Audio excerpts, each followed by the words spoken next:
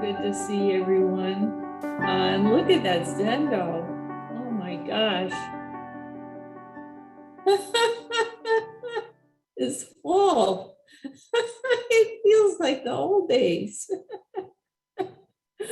Oh, um, we just finished session, a long session, Tuesday, Wednesday, Thursday, Friday, like 5 days, which is a lot of sitting. Many of you have done session practice. It's something. It's something. It's one of the core practices at Sweetwater Zen Center, and we do meditation. We do Zazen a lot. I don't know how many hours, maybe 10 hours during the day, with breaks for walking and eating and working. And sometimes people come for one day, and sometimes people do like 5 days. And it comes from the time of the Buddha. The Ongo, which that's another thing that we're doing. We're ending the first part of Ongo.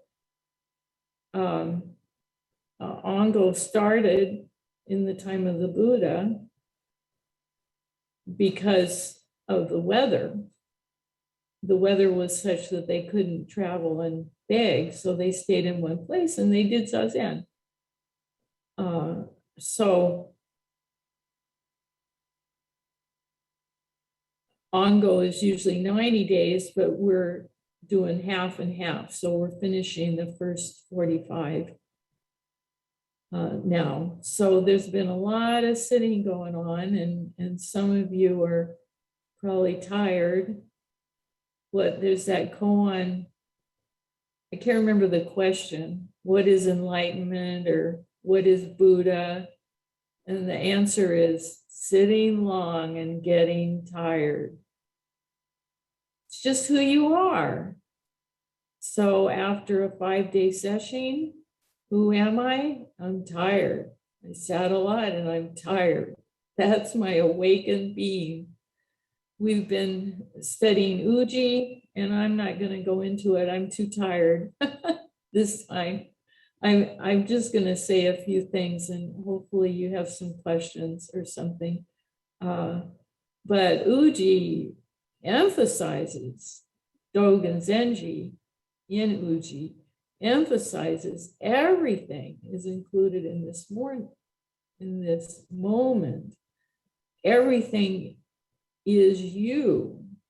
So there's the biggest, most beautiful Buddha you can imagine that's just filled with radiance and joy and peace and love and giving and kindness. That's you right now. And there's the Asura. There's the three-headed, I can't remember what he says, the three heads and 8-arm demon that's just grasping stuff and killing and hating. That's you right now. Both of them are here. Everything is here. So our joy, our kindness, our perfection, and also our mistakes, our anger, our hatred. It's all right here. And parts are more apparent than others. So our practice is refining our life, choosing the good, choosing the awakened in terms of our life. So anyway, how did I start on that? I don't know.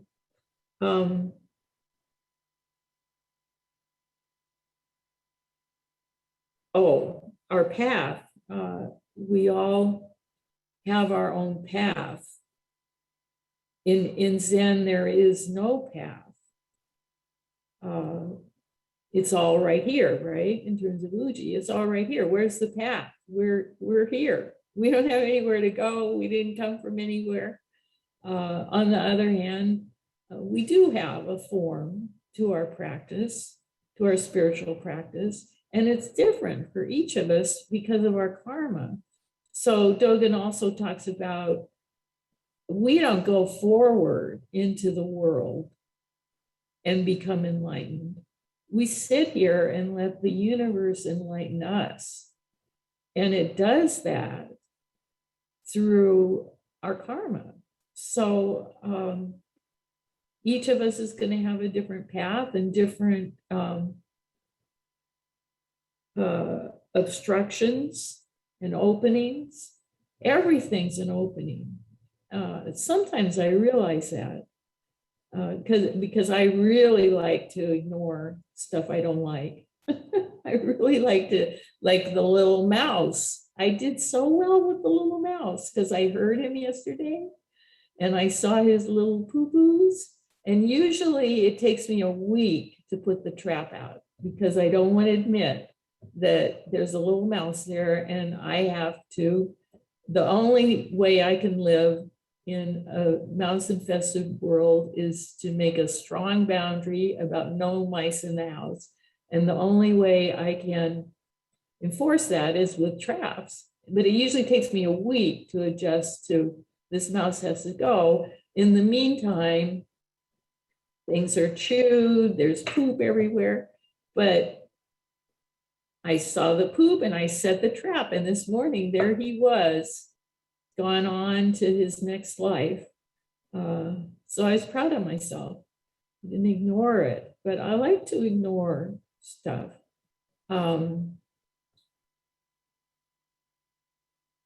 And little by little, I'm starting to see that every single thing is practice.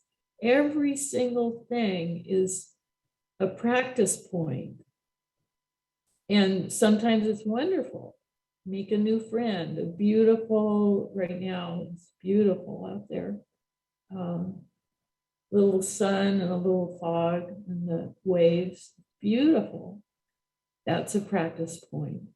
I don't get what I want. I hit my head, pinned into the car and I hit my head. It really hurt. And I want to ignore it. Well, that part of my life, I don't, but yeah, feel the feelings, be the bump my head. Every single moment is a practice point that the universe is bringing to us. So that's awareness practice, which is for sure the Eightfold Path, I think, has awareness is essential for waking up, to be aware. And so each of us had different stuff on our path.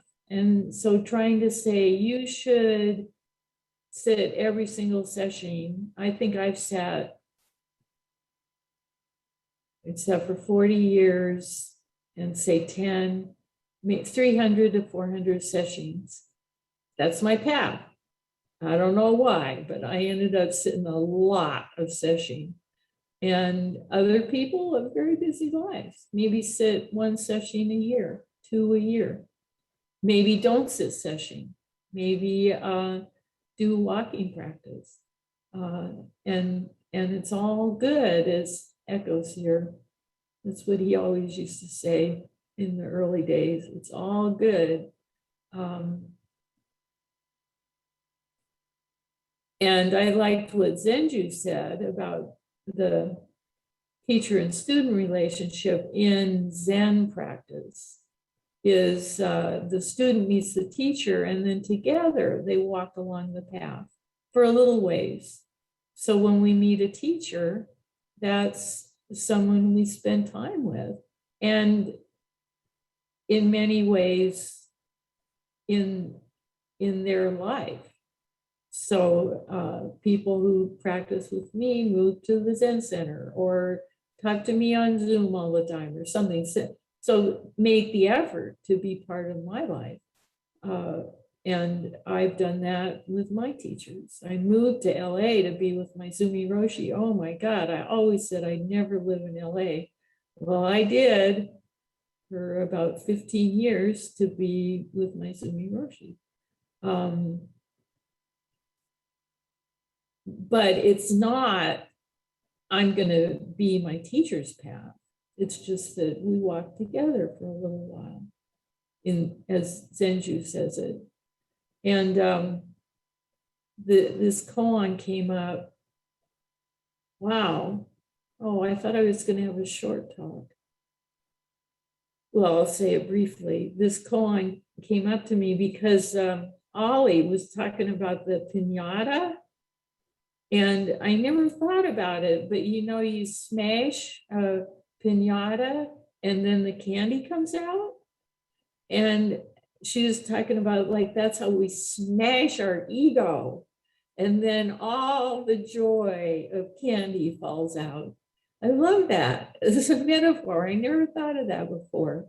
I can hardly wait to have a piñata so I can smash it and get the candy. But that made me think of the pecking koan, which the chicken's in the egg and the hen's outside the egg. And, you know, the chicken pecks and the hen goes, oh, something's in my egg. I think I'll find out what it is. And the hen pecks, and then together they birth the chicken. And that is an analogy for teacher-student relationship. The chicken says, help, I'm stuck in this cage I created of my ideas and concepts. I've created a hard shell that I'm stuck in. And the hen says, here, let me help you. I hope you like the voices. I'm tired. Here, let me help you. I will peck. And the chicken goes, thank you very much. But the deal is the chicken didn't make that shell. The hen did. So the teachers, and this is my commentary on this koan, the teacher-student relationship is both are learning. So that's what I was saying. It was my teacher, Bernie Glassman's, died 3 years ago, like 2 days ago, but this week, and we had a little meeting of his successors, and one person was saying this story that he said to Bernie, I have so much doubt about teaching. I worry all the time about what kind of teacher I am and my students, and I have great doubt. And Bernie said, oh, that's good, which Dogen also says, great doubt. That is what is the fuel for our practice, great doubt. And then Bernie went on to say, but you will learn more from your students. So the process of working on the shell is it's teacher stuff and student stuff. And together working on projection and ideas and concepts that keep us from total freedom. So that's all I have to say.